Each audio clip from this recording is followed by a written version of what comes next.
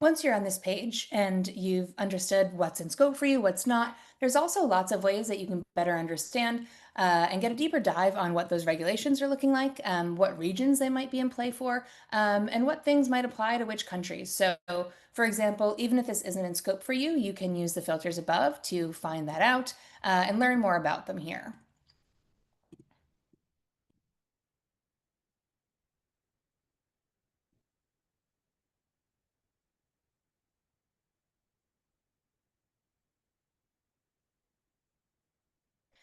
I think one great feature on this is that here we're going to give you the most critical information that you need to know.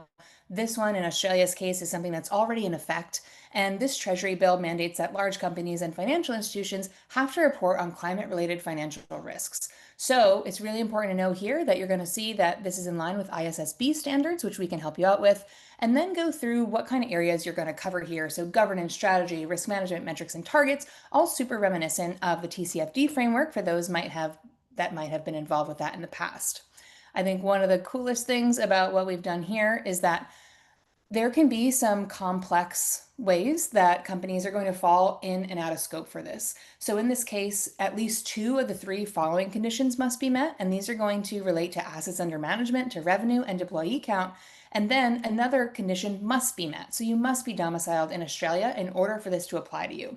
So in this case, we know you're out of scope here. You're not going to find it on that list of in-scope regulations, but this is telling you exactly why it likely doesn't apply to you.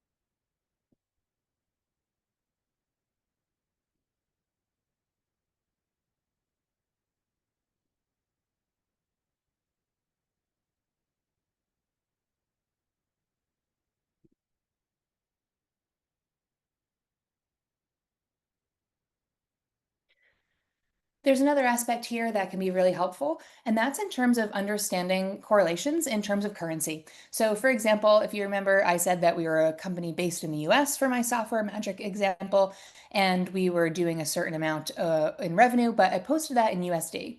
So, in this case, we've added this feature here where currency is being converted in real time using current exchange rates. So, since we reported our company's revenue is in USD, this is actually going to tell us what that conversion is to Great British pounds and then what that valuation might mean. So, does this meet the threshold of the regulation or not when you're using a different currency? So, in this case of my fictitious company, you'll see that we don't meet the requirements because we're not domiciled in the UK. However, we would have met those other two criteria.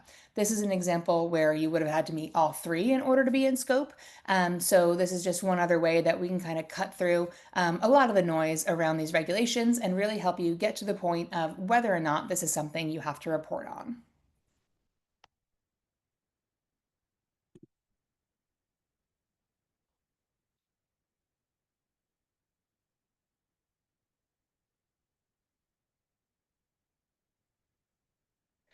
One more feature that can be really helpful is our list view page. So this is a great way that you can take these regulations and you can move them into Excel.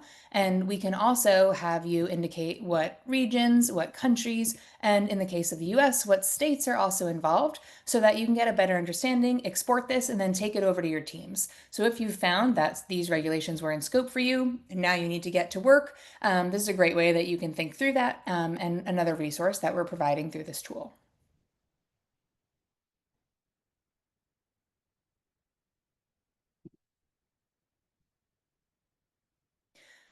Last thing, one more feature in here just to keep you up to date and make sure that you're seeing the latest and greatest information is our regulation updates page. So in terms of times that we have updated our database from that index of 45, you'll get a notice right here that requirements have been updated or criteria has been updated. And so this is something that can be super helpful if you're wondering, hey, I wonder when they last updated the CSRD, knowing that there's lots of changes in flight right now based on the omnibus potential changes.